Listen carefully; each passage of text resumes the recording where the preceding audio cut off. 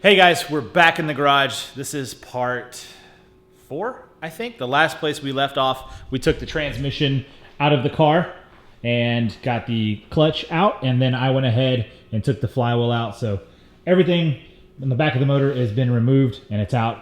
This video, we're hoping to put new ones in from Mcleod.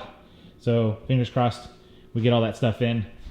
I am waiting on a slave cylinder still from Ford. It took a few days to get that thing shipped out, so hopefully it comes like Wednesday, I think, this week, so we should be good for that. Along with doing the clutch, I'm hoping we can button up the top of the motor, meaning spark plugs in, fuel rail on with the new injectors, the ID1000's. And then we're gonna see about getting the AC stuff out, drain that stuff out, and maybe start putting some of the accessories back on the front of the motor. Possibly get that ATI balancer on there, which would be nice. But I do want to show you guys, I mocked up the intercooler on the front and it just looks ridiculous. Like, this is going to be the new face of the car, and I'm super excited about it. I think it looks great. We did get parts back from the coating, so this is what it looks like. They look super, super good. It's like a silver polish is what they call it. And then the turbo's over here. And the turbo just looks fantastic.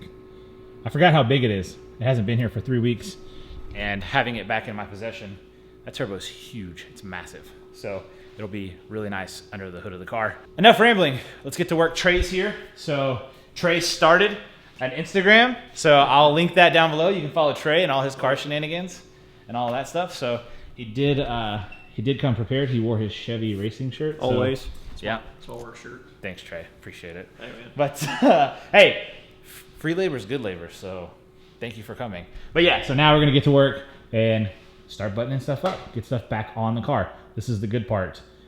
Stuff doesn't have to come off anymore. We get to start putting stuff on. Right. Trey just pointed out, if you see the front of the bolts on the flywheel, they got a red tint to it. That's from when I did that burnout for the gender reveal. That red dust is everywhere. I don't recommend it. Don't do it. No, just get the tires. Yeah, just get the tires. Flywheel going on.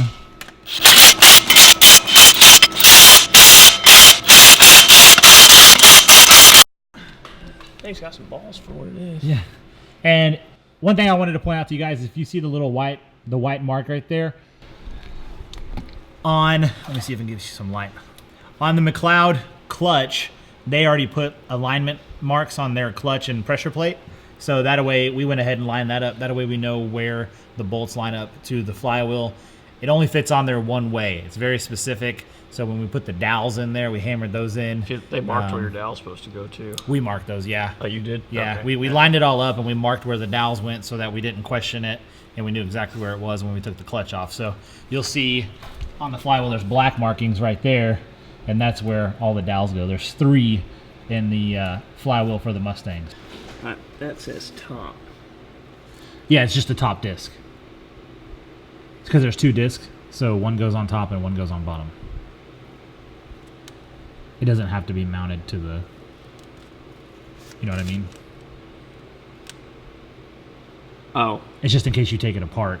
Oh, okay, because there's another disc. Okay. Because that's the top disc, this is the bottom. I got you. I've never done a dual clutch before, I guess. Yeah, so and then those black markings are the alignment markings from the factory, and we went ahead and marked a white one on the flywheel, so that we knew to make life easy, because those dowels are very specific. Yeah. Well, and they only go on one way, so. Yeah, but you'd be spinning that joker all night. Oh yeah. Yep. Tight spot. Yeah. You have the alignment. Black line, there you go. Black line.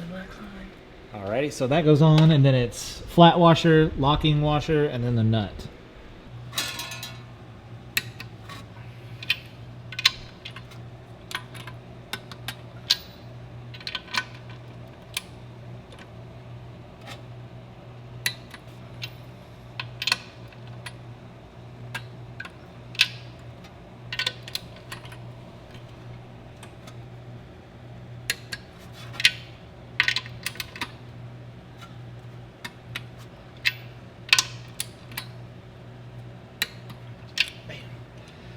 Torque down to 35. All right, guys, so, oh, there's a block. Clutch is in. As you saw me, I torqued it. That was the final torquing pass. We did do 2 stages of torquing those down. First was 25 foot-pounds. We did a star pattern. And then once that was set, we did 35 foot-pounds in a star pattern. And I just went back through and made sure all of them clicked out at 35. So we're good to go there. That is in. We're gonna go ahead and leave the alignment tool in place. The clutch, or the transmission can't go back in yet, as I mentioned earlier. Still waiting on parts, so we're done under here for right now. I think next we're gonna move up top. I see Trey, he's over there playing with the petroleum jelly and the injectors already. So we'll go check out what he's doing, get those installed, and hopefully be able to button the fuel rail back up on the car and call that one a done project. So let's go check out Trey. So we got Trey over here and his favorite bedside product. This is just to lubricate the O-rings when you go to put them into the fuel rail there. For a towel. Yeah, there's the roll right there. So we're gonna lubricate these guys up. For those of you wondering, these are ID1000's. I did buy these pre-owned. They were used from another guy that my tuner tuned his car on. He was running them on E85.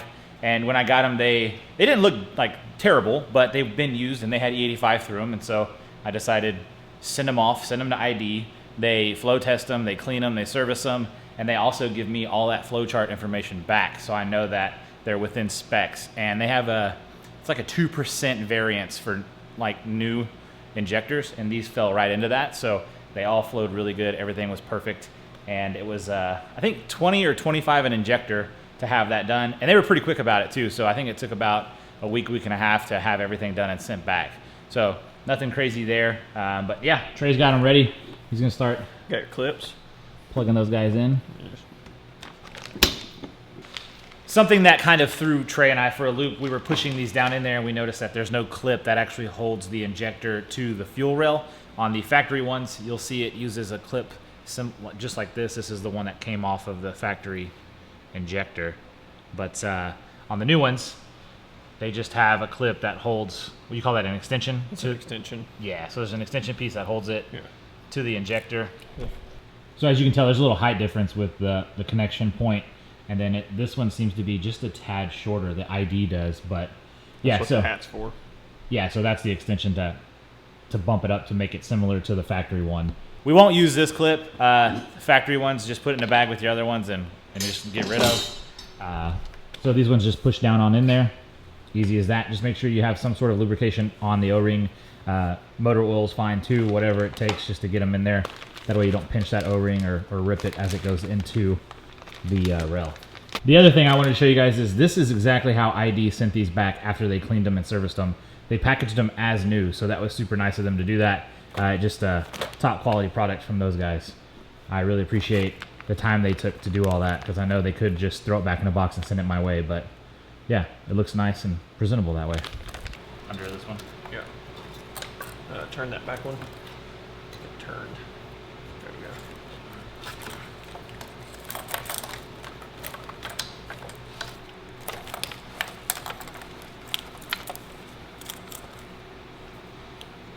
I'm in over there. Just gotta push it in over here. They're lined up anyway. I just didn't press them in.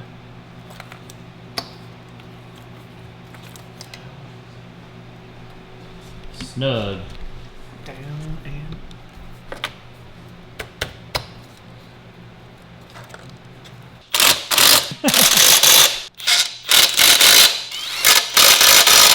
bingo. I guess the only thing left on that one is to clip them in and then put the line back on, right? Yep. Alrighty guys, these are the spark plugs I'm using. They're the Brisk racing ones. We are gapping them to 28 per my tuner's recommendation. So we've got a little bit of anti-seize on there, if you can see that. I'm gonna drop them in at all 8 over here, and we'll button that up and then plug the coil packs back on and plug them all in. And the fuel and spark for the motor side should be good. We have the spark plugs in and they are torqued down to, what was it, 133 inch-pounds, 11. It was really just a and they're good. So yeah, torqued down. They're in. Next is the coil packs. They're floating around here somewhere, man. here. I think they're in that corner over there. Maybe. Under here, maybe. Yep. One. There's one. There's a bag we didn't put anything in. No, it's got some 3 nuts. Oh, it does. Non-labeled. Not labeled. That's good. Perfect. Yeah, we know exactly where those go. I don't know where they go. There's nuts rolling around this floor like crazy. So we're gonna put the coil packs on now and clip them in to the 2-step, and that part of the motor is, we're done with that. All right, boys, these are on, coil packs are on. Now it's time to plug in my 2-step right here. As you can see, they just kind of jump. It's a ignition 2-step, so we'll just plug those guys in and we'll slide the red clip down, lock them in. Do that on all 8 and we're good to go. Guessing you already did your side? Yeah. Oh, he's way ahead of me. Farting around over here with the camera. Bam. I keep saying bam, but bam, that's good. Bam! Bam, bam, bam, bam, bam, bam. Boys, that's gonna do it for tonight. We got quite a bit done. It was nice. There's a few things left to do, obviously. The next big thing though is capturing the Freon for the AC system.